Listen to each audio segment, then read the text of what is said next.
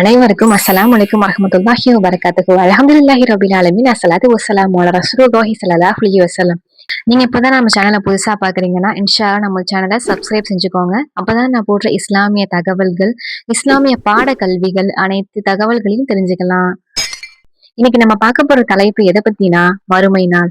எல்லாருக்குமே தெரிஞ்ச ஒரு விஷயம் தான். ஆனா அதுல உள்ள அச்சங்கள் பத்தி யாருக்கும் இந்த காலத்துல தெரியறது இல்ல. ஆனா ஒரு முஃமினான முஸ்லிமோ மறுமை நாள்னா என்ன, அதோட விளைவுகள் என்ன, அதுல என்னென்ன நடக்கும் அப்படிங்கறத பத்தி கண்டிப்பா தெரிஞ்சுக்க வேண்டியது அவசியம், என் கடமையும் கூட. இந்த உலக வாழ்க்கை யாருக்கும் நிரந்தரம் இல்ல. ஒரு நாள் நம்ம எல்லாரும் ஒருவனுக்கு முன்னாடி நிக்க வேண்டியது இருக்கு. அந்த நாள் தான் மறுமை நாள். அந்த நாட்கள்ல நம்ம செஞ்ச நல்லது கெட்டது அனைத்த பத்தியும் அல்லாஹ் தஆலா கேள்வி கணக்கு கேட்பான். இன்னும் அந்த நாள் நம்பிக்கை கொண்டவர்களுக்கு எளிதாகவும், நம்பிக்கை இல்லாத காஃபிர்களுக்கு கடினமாகவும் இருக்கும். அந்த நாள் இன்னும் அல்லாஹு தஆலா குர்ஆன்ல கூறுறான். சூரா அல் ஹஜ் வசனம் 1, 2. மனிதர்களே, நீங்கள் அல்லாஹ்வை அஞ்சுங்கள். இன்னும் அந்த நாளின் நிலநடுக்கம் மிக கடினமானது. நீங்கள் அதை காணும் நாளில் ஒரு தாய் தன் குழந்தையை மறந்து விடுவாள். இதுல நம்ம புரிஞ்சுக்க வேண்டிய விஷயம் என்னன்னா, மறுமை நாள்ல நமக்கான கூலிய நாம தான் எடுத்துக்க போறோம். நம்மளுடைய பெற்றவர்களோ, நம்மளுடைய பிள்ளைகளோ, சகோதர சகோதரிகளோ, நண்பர்களோ யாரும் எடுத்துக்க மாட்டாங்க. அப்புறம் ஈமான் கொண்டவர்களே, நன்கு சிந்தித்து பாருங்கள். இன்று உங்களிடம் உள்ள போன், குடும்பம், நண்பர்கள், வேலை அனைத்தும் முக்கியமா என்று கேட்டால் முக்கியமே என்று சொல்வீர்கள். ஆனால் அந்த நாளில், மறுமை நாளில் இவை உங்களிடம் கேட்கப்பட்டால் நிச்சயமாக எனக்கு என்னுடைய நன்மை தின்மைதான் முக்கியம், எனக்கு அவர்கள் முக்கியம் இல்லை என்று கூறுவீர்கள். ஏனென்றால் அந்த நாள் அவ்வளவு கடுமையானது. அல்லாஹு தஆலா நம்மளை சோதிக்கும் நாள். இன்னும் குர்ஆனில் 80வது அத்தியாயம் 34வது வசனம் அல்லாஹு தஆலா கூறுகின்றான். அந்த நாளில் மனிதர்கள் தன் சகோதரர்களை விட்டு ஓடுவார்கள், தனது தாய் தந்தையர்களை விட்டு ஓடுவார்கள், தன் மனைவி பிள்ளைகளை விட்டு ஓடுவார்கள். இவ்வுலகத்தில் ஒரு மனிதனிடம் சென்று உனக்கு பிடித்தவர்கள் யார் என்று கேட்டால் அம்மா, அத்தா, கணவன், மனைவி, என் பிள்ளைகள், சகோதரன், என்னுடைய நண்பர்கள் என்று கூறுவார்கள். ஆனால் அந்த நாளில் இந்த கேள்வி கேட்கப்பட்டால் எனக்கு நான் தான் முக்கியம், நான் பிழைத்தால் போதும், அல்லாஹ்விடம் நான் தண்டனை வாங்காமல் நான் சொர்க்கத்திற்குள் நுழைந்தால் போதும் என்று கூறுவான். அல்லாஹு தஆலா பாதுகாத்தவர்களை தவிர அந்த நாள் எவ்வளவு கடினமானது என்று பாருங்கள்.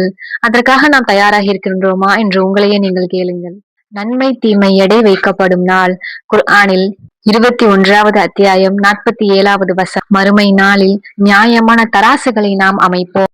அதாவது உங்களால் இந்த உலகத்தில் செய்யப்பட்ட நல்ல விஷயங்கள், தீய விஷயங்கள் அனைத்தும் எடை வைக்கப்படும். நீங்கள் கூட அதை மறந்திருக்கலாம். ஆனால் சிறிய சிறிய பாவங்கள், சிறிய சிறிய நன்மைகள் நீங்கள் செய்தாலும் சரி, அதை அல்லாஹ் ஞாபகம் வைத்து அதை எடை போடுவான். எனவே ஈமான் கொண்டவர்களே, ஒரே அடியாக உங்களை பெரிய நன்மைகளை அனைவருக்கும் செய்யுங்கள் என்று கூறவில்லை. சிறிய அளவு, சிறிய விதை அளவு நீங்கள் நன்மை செய்தாலும் அதை தொடர்ச்சியாக செய்யுங்கள் என்றுதான் கூறுகிறான் அல்லாஹு தஆலா. அல்லாஹு தஆலா தொடர்ச்சியாக நன்மைகள் செய்பவனை தான் விரும்புகின்றான். அல்லாஹ்வின் தூதர் ஸல்லல்லாஹு அலைஹி வஸல்லம் அவர்கள் கூறிய ஹதீஸ், மறுமை நாளில் சூரியன் மனிதர்களுக்கு மிக அருகில் வரும். அவர்கள் அதன் வெப்பத்தில் முழுகுவார்கள்.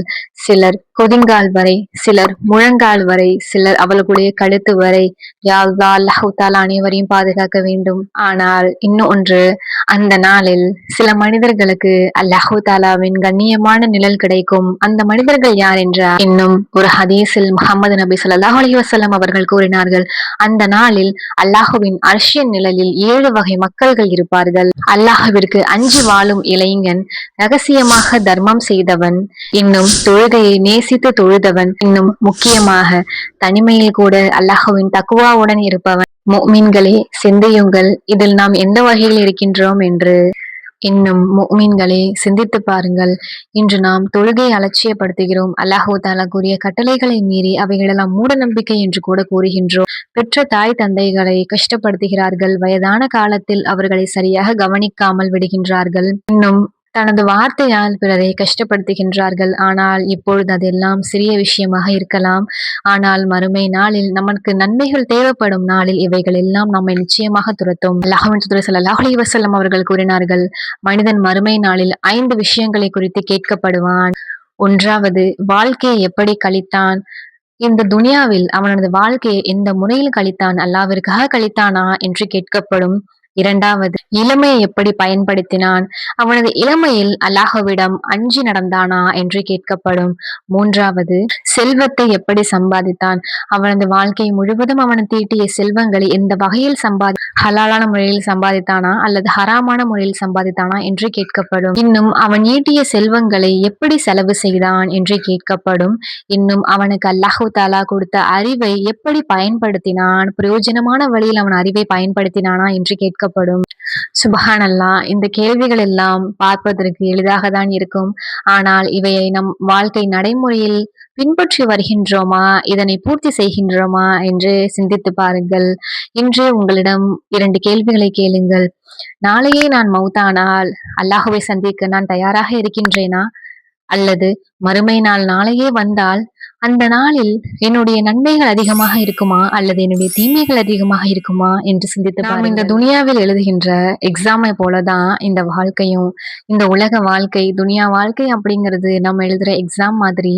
அதுக்கப்புறம் நம்ம மறுமை வாழ்க்கையில சொர்க்கமோ, அங்க போய் நம்ம வாழ போற நிரந்தரமான வாழ்க்கை தான் இப்ப நம்ம இங்க எழுதின எக்ஸாமுக்கான ரிசல்ட்.